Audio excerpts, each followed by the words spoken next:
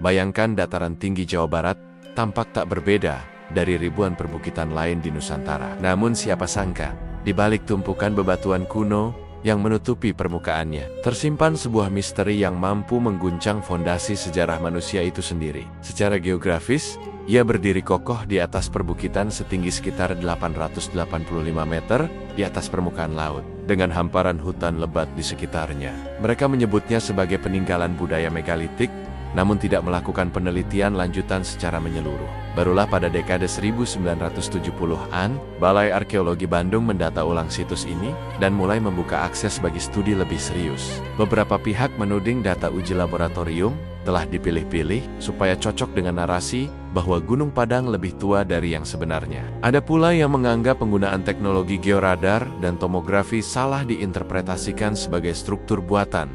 Padahal, bisa jadi hanya fenomena geologi alami. Kritik semakin keras saat tim mempublikasikan hasilnya di media massa sebelum melewati publikasi jurnal internasional yang terverifikasi. Bagi para akademisi konvensional, hal ini melanggar etika penelitian karena membuat publik terburu-buru mengambil kesimpulan tanpa telaah ilmiah yang ketat. Namun di sisi lain, tim terpadu berdalih bahwa Gunung Padang adalah temuan luar biasa yang perlu segera dikabarkan kepada masyarakat agar tidak lenyap atau dirusak. Mereka berargumen bahwa keterbukaan informasi justru memancing debat sehat. Drama ilmiah ini memanas ketika pemerintah pun ikut turun tangan, mengundang sejumlah pakar untuk memeriksa klaim Dani Hilman CS. Hasilnya tetap menggantung, karena para ahli tidak satu suara.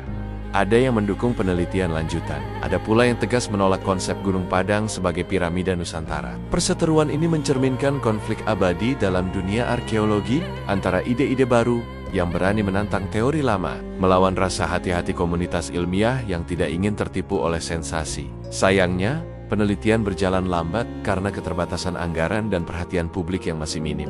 Tuduhan itu bukan tanpa dasar. Sebagian menganggap bahwa narasi Gunung Padang sebagai bangunan berusia 20.000 tahun terlalu mengada-ada, bahkan mencemari kredibilitas riset arkeologi Indonesia. Mereka menyebutnya sebagai pseudo-arkeologi atau arkeologisme, yakni praktik memaksakan narasi spektakuler tanpa bukti yang solid. Para skeptis menilai, publik terlalu mudah terbuai romantisme kebesaran nenek moyang, sehingga kurang kritis memeriksa metode ilmiah yang dipakai. Beberapa bahkan menuduh bahwa proyek Gunung Padang dimanfaatkan sebagai lahan komersialisasi wisata sejarah. Meniru pola promosi semacam Atlantis palsu atau teori konspirasi Mesir kuno yang dulu sempat marak, namun tidak semua kritik bersifat menolak mentah-mentah. Ada juga yang memberi catatan positif, penelitian Gunung Padang tetap perlu diteruskan dengan metode lebih ketat, diaudit oleh banyak lembaga internasional, agar tidak menjadi sekadar ajang sensasi nasionalisme semu. Dengan kata lain, tuduhan penipuan itu lahir karena kegagalan komunikasi antara ilmuwan dan publik. Di satu sisi publik butuh narasi besar agar merasa bangga, di sisi lain para ilmuwan menuntut pembuktian keras agar sejarah tidak berubah hanya karena euforia semata. Ketegangan inilah yang membuat Gunung Padang menjadi panggung tarik ulur antara rasa kagum dan rasa curiga, antara harapan dan keraguan yang entah kapan bisa terjawab sepenuhnya. Semua berubah drastis pada awal 2010. Ketika tim terpadu riset mandiri yang dipimpin oleh Dr. Dani Hilman Natawijaya memicu sensasi besar. Dengan menggunakan teknologi georadar, tomografi, serta carbon dating, mereka mengklaim bahwa struktur Gunung Padang berusia minimal 5.000 tahun, bahkan bisa mencapai 10.000 sampai 20.000 tahun sebelum Masehi. Klaim ini sontak membuat gempar dunia arkeologi. Jika benar, berarti Gunung Padang bisa lebih tua dari Stonehenge, lebih kuno dari piramida Giza, bahkan mendekati era peradaban Atlantis yang sering diceritakan Plato. Namun, klaim luar biasa menuntut bukti luar biasa. Sejumlah akademisi konvensional meragukan metode penanggalan ini, menganggapnya tidak sesuai konteks stratigrafi, bahkan menuding adanya interpretasi berlebihan untuk mempopulerkan nama situs ini.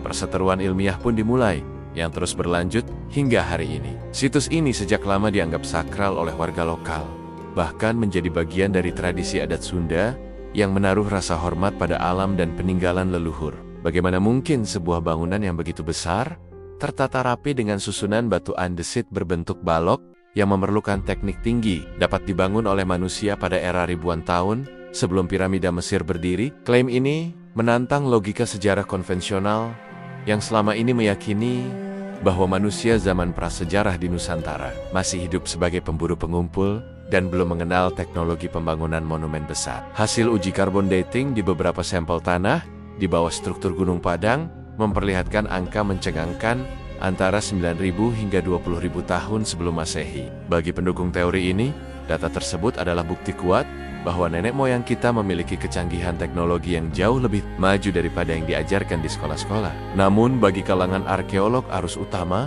penanggalan ini hanyalah interpretasi keliru. Mereka berargumen bahwa sampel tanah tidak sama dengan umur struktur batuannya, sebab tanah bisa saja lebih tua dibandingkan batu yang ditumpuk kemudian. Perdebatan itu kemudian merembet ke publik, memecah opini menjadi dua kubu yang sama-sama keras mempertahankan pendapatnya.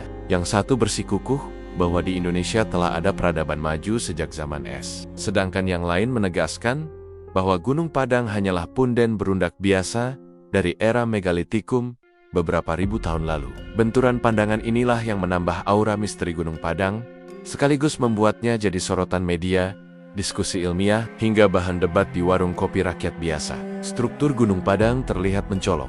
Susunan batuan andesit berbentuk balok, tertata secara berundak-undak, menciptakan teras-teras luas yang mengingatkan orang pada punden berundak. Menurut cerita rakyat setempat, situs ini diyakini dibangun oleh tokoh sakti bernama Prabu Siliwangi dalam satu malam saja untuk dijadikan singgasana. Namun di luar legenda, penelitian ilmiah mulai mencium bahwa Gunung Padang bukan hanya sekadar tumpukan batu biasa. Survei geologi dan arkeologi menemukan anomali struktur di bawah permukaan, seperti rongga-rongga yang diduga buatan manusia, serta pola susunan batu yang menantang logika jika dianggap terbentuk secara alami.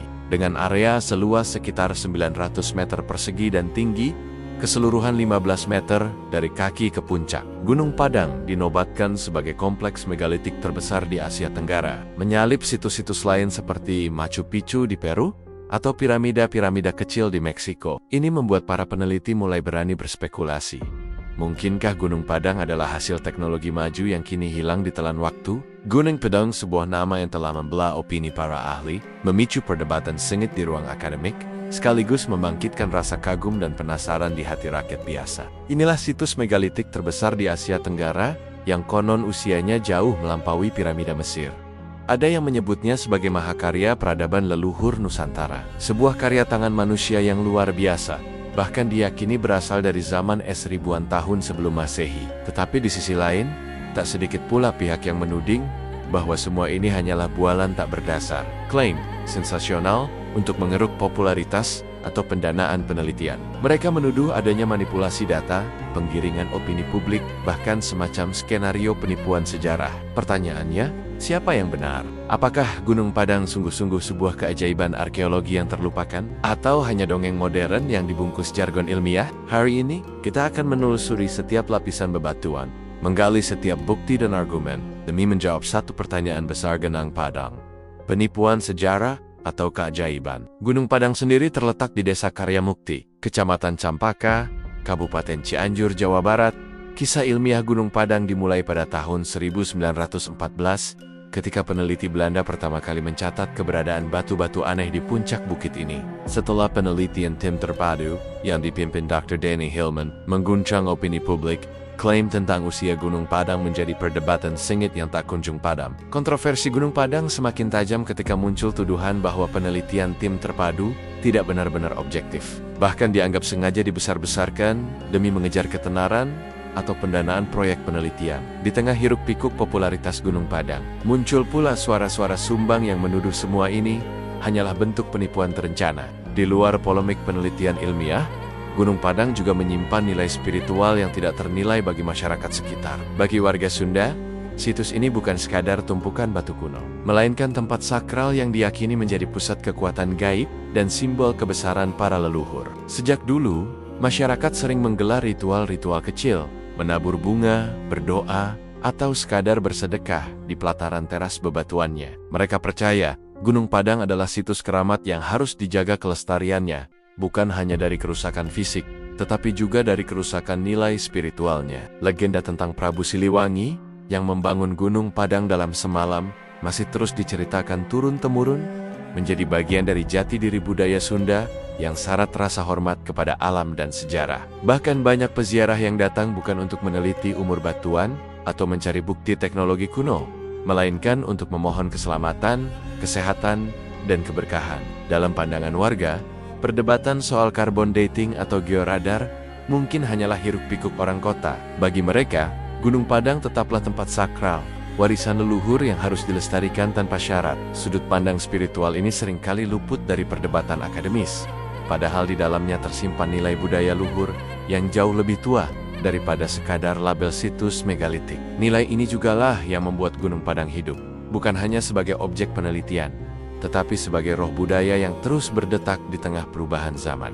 Misteri Gunung Padang adalah pengingat bahwa bumi Nusantara kita tidak sekadar kaya akan alam dan budaya, tetapi juga kaya akan teka-teki masa lalu yang menunggu dijawab generasi kita. Situs ini mengajarkan satu pelajaran berharga, bahwa kebenaran sejarah bukanlah sesuatu yang kaku, melainkan sebuah proses pencarian panjang yang terkadang penuh perdebatan, benturan gagasan, dan revisi. Kita patut bangga memiliki peninggalan seperti Gunung Padang, sekaligus tetap kritis agar tidak terjebak euforia tanpa dasar ilmiah. Karena di antara semangat menjaga warisan leluhur dan semangat mencari fakta, ada tanggung jawab moral yang harus kita pikul bersama.